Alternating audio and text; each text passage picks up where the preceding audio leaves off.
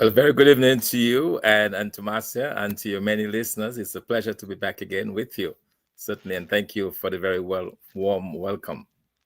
Yes, for sure. Dr. Fontaine, I mean, we're happy to have you back. I mean, we've heard gotten so many great reviews. You don't even know. People said you've got to bring him back, bring them back. They want to hear more of the Caribbean. And what better day for us to focus on the Caribbean again? Today is Caricom Day. And so we're happy to have you. But before we go into Caricom, we want to hear about Dominica. Just could you give us a brief update on the politics in Dominica, especially on electoral reform? That is what you were speaking to us about when you were here the last time. So can you give us an update on what's happening there in Dominica? Yes, absolutely. So we are basically in a waiting mode. The legislation was passed in March of this year. And the government has announced, the electoral office, in fact, has announced that they will begin the confirmation process on the 1st of September. Yes. And that will last for 1 year. So they're in the process of getting the different resources together, and hopefully it starts in 1 year. So what this will do is that every person who is currently on the voters list will get an opportunity to confirm that that is their name.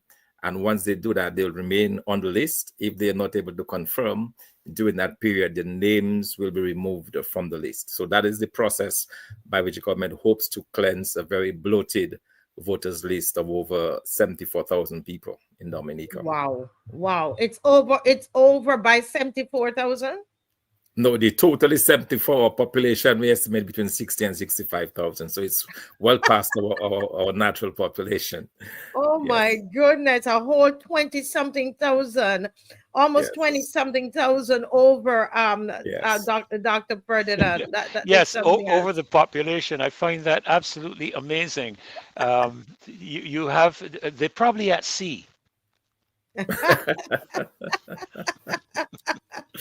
I think what it speaks to is the high level of migration that we've had out of Dominica over the years, and the fact that the Electoral Commission simply has not cleansed the list, so it has just piled up over time. Yes. And it's so great to hear what is happening there, especially with that reform. And as you would know, Marcia was recently there with you, and she did a wonderful expose of Dominica. I tell you, absolutely. I learned a lot with regards. And incidentally, Marcia, one of my pastors is actually Dominican. Believe it. Yes. But today being Caricom Day, Mr. Fontaine, how do you celebrate that in Dominica? How is that celebrated within the context of your country? Well, to be quite honest, in Dominica, it's not observed at all. There is no fanfare, there is no celebration, there is nothing. In a lot of ways, the Caricom ideal or idea is lost to the people of Dominica. They don't see it as a viable organization. They have very little confidence in the whole notion of Caricom. And so that's why you find there is very little celebration, none at all whatsoever. Not even a mention. I listened to the news outlets today. There was hardly any mention of it. It's just another day. It's just another day in Dominica, unfortunately. Wow. And when we think of it, Dr. Ferdinand, we don't hear of any celebration here. It might be mentioned, but not this year for sure. I was checking the internet, and somebody could let us know if anything happened. I was speaking to Dave today. We heard not a peep about it. And our Prime Minister, she was for the last 6 months. Was the chair. And isn't that interesting? It would be good to find out, Dr. Fontaine, even with those who are watching from other countries, St. Vincent and the Grenadines, Trinidad, we have them sometimes. Did you celebrate Caricom Day today? It's important. But there's a reason we're asking this question. We're going somewhere with it. Right? Now, it's hardly celebrated in Barbados. We heard nothing of it today, really. Really? And I'm waiting to hear from others. You're saying it wasn't celebrated in Dominica. So my next question to you, sir, is Caricom and the regional integration, that vision and policy and idea, that grand idea of regional integration and Caricom. Do you think it's failing? I know this is a big question. No, I think the answer to that is simple. It has failed. I mean, the idea of Mm. Caricom bringing all of us together is just that, an idea. It never really materialized. It never really got to that point where we can truly celebrate it. So the Caribbean today is more insular. Is individual countries are more isolated than they were several years ago. Really? Caricom simply has not risen to that ideal. I mean, for example, the simple idea of the single market and economy, which was supposed to drive a lot of that integration. You know, you have free movements of people and so on. That has simply not happened.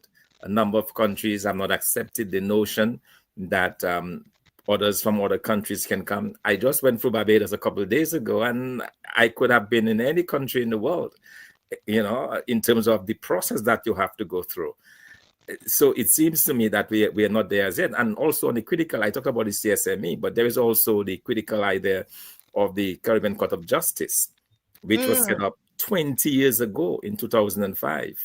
And since then, only 5 of the 15 Caribbean countries have joined on to that, onto the CCJ. So there Why again, is that? Why is that? Yeah, it's just a lack of belief. I believe it's a lack of confidence in the institutions of the Caribbean. And it's something that we have to take a very close look at. But it seems to me that the idea when it was started was a very good one, in terms of bringing the region together. We could share, you know, we could share ideas, do trade and so on. It simply has not materialized. So in a lot of ways, I believe the people of the Caribbean are feeling disappointed that CARICOM has not lived up to its expectations, that to some extent they've done some progress on regional security, because that's the area where I think they've done a little bit of work. But outside of that, and even today, in fact, the Secretary General, you know, opening remarks at the 49th CARICOM meeting indicated that CSME is falling behind. And that to me is the singular most important achievement to date. But even today, it is not as vibrant, it is Wow. not as adhered to as it was several years ago. So we, in a lot of ways, we are regressing as with CARICOM as an idea, as an ideal, and not getting to that place. but you know, Dr. Fontaine, as I listen to you, you know, as a child, I go back to the days when I used to see the schooners pulling into the carenage or carenage, as some people call it, in Bridgetown from different islands of the Caribbean carrying bananas and different produce. And that's not something I'm seeing today. You know, I don't know how much of that actually happens. And when you talk about the Caribbean single market and economy, then we also have to pay attention to matters of our currency, where there needs to be probably some regulation where our currencies are concerned, because you know, in Trinidad, a Barbados dollar is actually worth $3 and something cents. In Trinidad, I think $2 and something cents EC. So there's that still that disparity in terms of our finances. And then you talk about the matter of free movement. You know, my mind goes back to, I think it was the 2007 World Cup. And I believe we had freer movement during the World Cup than we have had since the World Cup.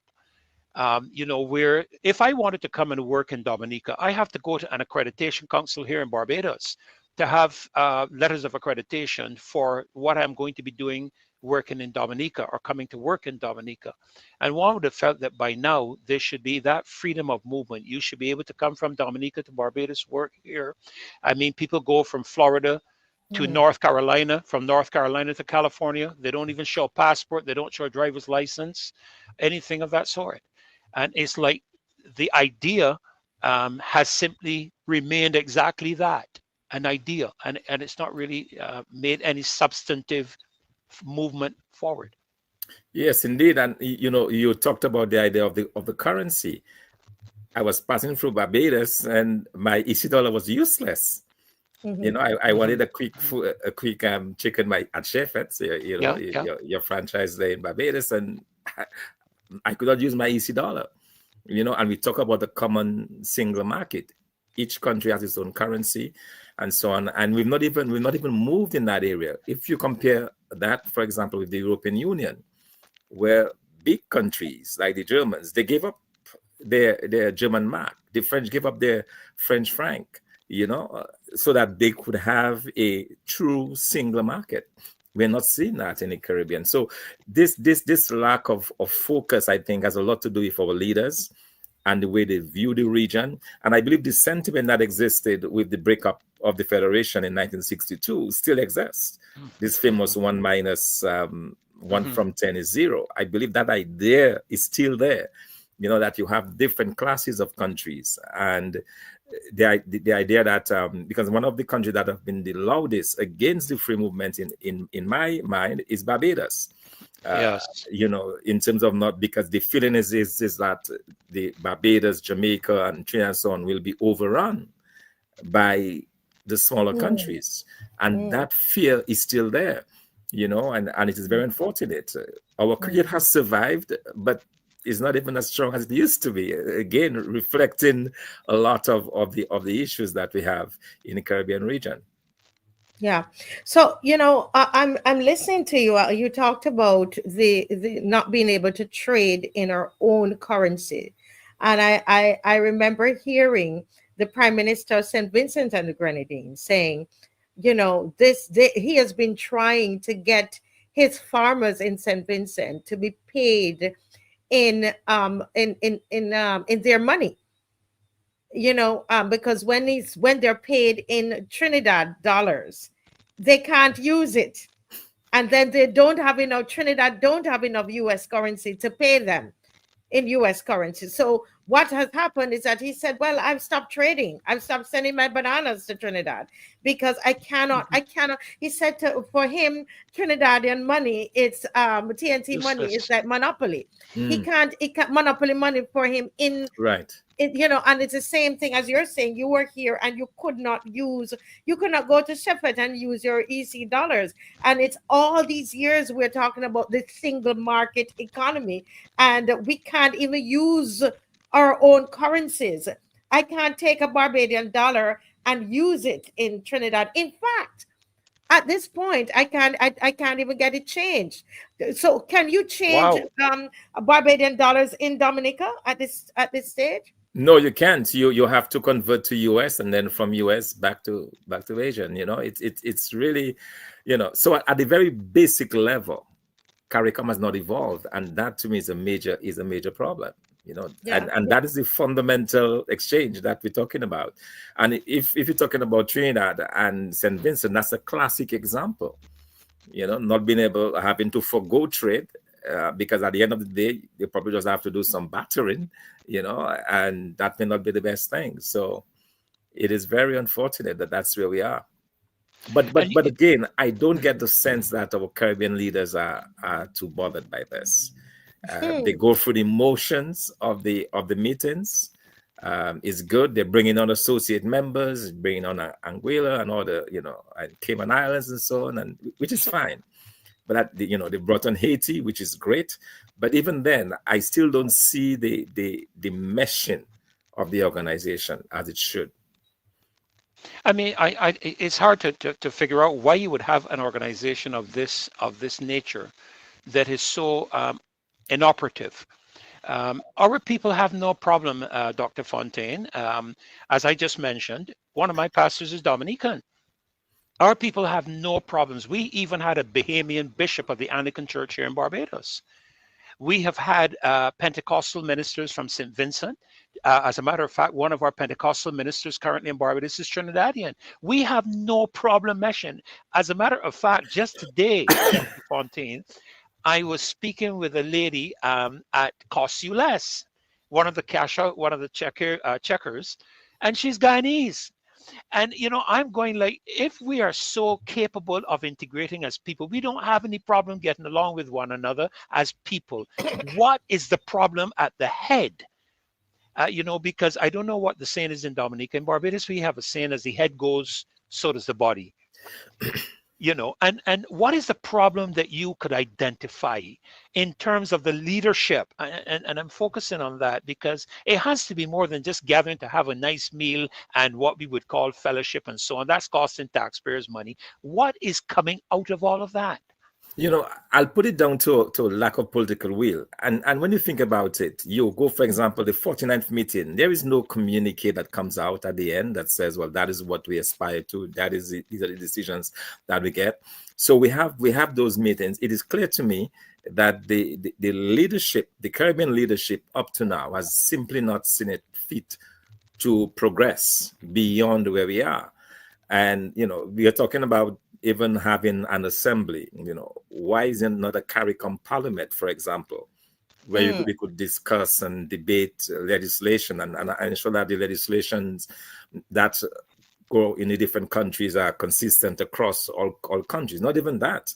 So it is clear to me that there is a severe lack of political will and a feeling that there is really no need for that type of union. And again, it could be because the countries are so uneven, but we've seen it successfully done in other countries. The European Union is one. In Africa, we have the SACO region. We have different regions, the ECOSAF region. You have different regions, IGAD. In South Sudan, I was that union, and they're very effective. These countries, they work together. They have trade. They share resources and so on, and they're able to provide support to other countries in different areas. Simple things like that should be done, but it's not been done. I would like to see a CARICOM region where we have a secretariat, for example, that supports the agriculture ministries in various countries or provide expertise to help in trade and so on. But none of that exists. And that is something I believe, if you're serious about integration, we need to start the conversation. But again, it points to the leadership. And you're very correct. As the leadership goes, as the head goes, so the rest of the body. It has to be driven by the political leadership within the region. Yes, sir. And somebody, one of the, I'm reading the comments from those in the audience, and some fantastic comments here. And Adrian Hines is saying that the late Edward Seaga said in 1958 the West Indies Federation failed because it was a top-down organization, that the bottom, which is the people, were never part of its emergence. That's quite interesting. Yes. And someone says there's another great comment. People are believing that we need to have one currency and so on, but there was another one that I missed. Oh, they talked about each prime minister, each country wants to have, to be the leader. They want to be the top dog. So there is some of that going. But let me ask you this, sir. I was in Dominica, and you had, so many mango trees and lots of mangoes. Oh. and I was speaking to a couple of farmers, and I said to them, oh, you must export a lot of this overseas. And they said to me, well, not really. A lot of it falls on the ground and it just rots.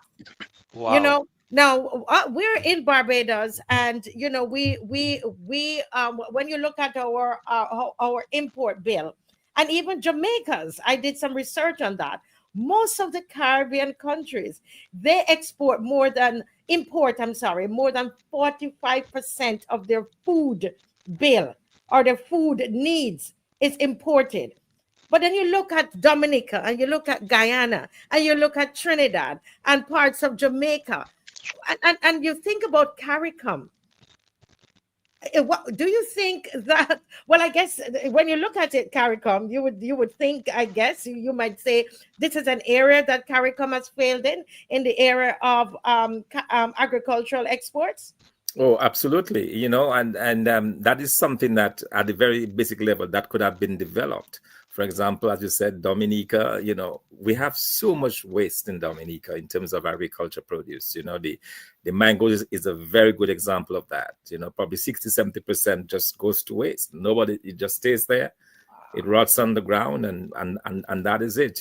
That could be feeding into the processing industry in Jamaica or Barbados. But what has happened is, even where you have the development of a very strong agro-processing industry, as we have in Jamaica, they're looking to the U.S. market and outside of the region. They're not even looking inwardly.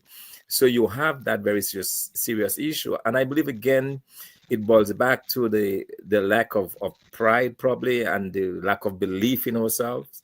The same kind of suspicion with which I believe we view the CCJ, as I talked about earlier, is the same way I believe we view the Caribbean. And notwithstanding, as Doctor indicated, that we mingle well, and on a very personal level, that is going on, but that's at a personal level. Beyond that, we don't benefit from the ties. The Caribbean institutions that have been set up, like the university. Yes. At one time in the 70s and 80s, that was, everybody looked to those regional institutions. Now, most of our students do not want to go to the regional institutions. They prefer to go to other countries. So you have those issues where the institutions have stagnated or failed, and we simply do not seem to have it in us, I believe, to move to start that conversation. And we have very good examples that we could look to, as I said, across Africa, across Europe. There are good examples of integration movements that are working, that are functioning, that are beneficial. And it's up to us, I believe, in the Caribbean region to begin to have that discussion and begin to see how we can push it beyond the pleasantries and the niceties of those conferences that we're seeing as is taking place right now in Jamaica. Well, Dr. Fontaine, we have a video that we'd like to play and probably get your comments on it. But this is a video of the Trinidad Prime Minister. And I don't believe she attended. I made a note here while we were speaking, Marcia, that two things that need to happen here. One, the protectionism in terms of country needs to be smashed or dismantled, and there needs to be a serious shake-up in Caricom. And maybe she might be one of the catalysts for this. So I'm going to ask Dave to run this video, Dr. Fontaine, and let's hear your take on it. Okay. Well, wait until he gets the video sorted. But the whole I think I'll just summarize it because I had watched it. It's where the new Prime Minister, Dr. Kamala Prasad, she said, well, she didn't go. She sent someone. It's not that they were not represented, but she sent someone, and there is a bit of uproar about it. And I saw a commentator in the video was actually saying that it's a waste of time, and he was glad that she didn't go. So I want to hear, you are aspiring to be a prime minister, of Dominica. Is that something that you would do? And what do you think? Do you think she's justified in not going? I saw the comments, and I saw the position of the Prime Minister of Trinidad and Tobago, and I'm guessing it comes from a deep place of disappointment that she's expressed, and by literally snubbing the institution, given the fact that she would be welcomed as the latest leader, although it's a second time around. So it is I don't want to criticize her, but I believe that if Caricom is going to survive, it will need the leadership of Trinidad and Tobago, and it is very important that that hopefully that is not a sign that she has no interest in Caricom. As she indicated, there were other more pressing issues at home that she had to deal with. But let's hope that, because I still feel like there is hope for Caricom. I still believe that if the Caribbean leaders are serious, that it can be salvaged. Because we have basically 9. Well, now with Haiti, it's probably about 17 to 18 million people in the region, with Haiti having the overwhelming number, 11 million. But I believe that, with some focus, we can get there. And it would be unfortunate if her decision not to participate is the beginning of a disinterest in Caricom. Hopefully, she has good reasons not to have attended. And I would hope that her leadership, would be essential. And as an aspiring leader myself in Dominica, I still believe in the value and the worth of Caricom. And I believe that it can be reorganized, it can be re-strategized, and it can work in the best interest of the Caribbean people. But it has to be a collective effort. It has to be a willingness. It has to be an infusion of political will and desire to get it done. Yes.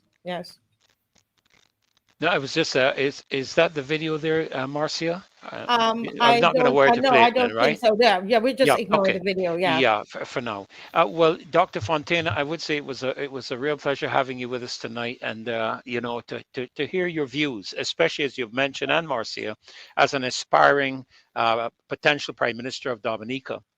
And I'm glad to hear you make the comment about wanting to see Caricom continue, wanting to see it evolve. I believe it's going to take some new leadership, and just wondered what would be your final thoughts, as it relates to Caricom itself. If as Prime Minister of Dominica, what are some of the things that you think you could bring to the table, so to speak, that would help to move Caricom to the place where you believe it ought to be at? Well, I think firstly, there must be a renewed sense of interest. There must be input and vigor and a determination to get it to work. And that would require a lot more serious discussion. I was very disappointed. Just a couple of weeks ago, there was discussion of the OECS even breaking away. That suggestion came out that the OECS should move on their own and ignore Caricom. That insularity has no place, I believe, in the broader scheme of things. It has been shown that where countries are able to come together and marry their different strengths and so on, that those regions have really flourished. And I believe that we can do a lot better. I would like to see a renewed commitment by the leadership of the Caribbean to CARICOM. And let's begin that discussion. Let's look at setting up a parliament, CARICOM parliament that would discuss and debate, legislation. Let us look at strengthening the current institutions. Let the countries that are still not part of the CCJ become a part of the CCJ. Those different institutions, the CSME, let us do the work of the single market. It has already been signed. Let us do it in practical ways. Allow this free movement of people within the region. Let labor find its place within the region. Those things, I believe, can be done. We have to start the conversation, and I hope it's not too late. I hope that we can still salvage what remains of CARICOM and take it to that other level, which I believe would ultimately benefit all of us in the Caribbean region. Yes, yes. Well, I tell you, it's really a lot of food for thought. Oh, yeah. And when I started listening to the discussion all of this week, because there were quite a number of persons from the Caribbean having discussions about CARICOM and seriously, saying that they're not interested in it anymore. So I think this is good, and I'm glad to hear. I mean, your response saying, well, you're hoping that it will survive. Some people are asking, survive to do what? But I think this is it's an ongoing discussion that we need to have about CARICOM. And sir, I want to thank you for joining us My tonight, Dr. pleasure. Fontaine. Quite interesting, and lots to think about. Thank you so very much.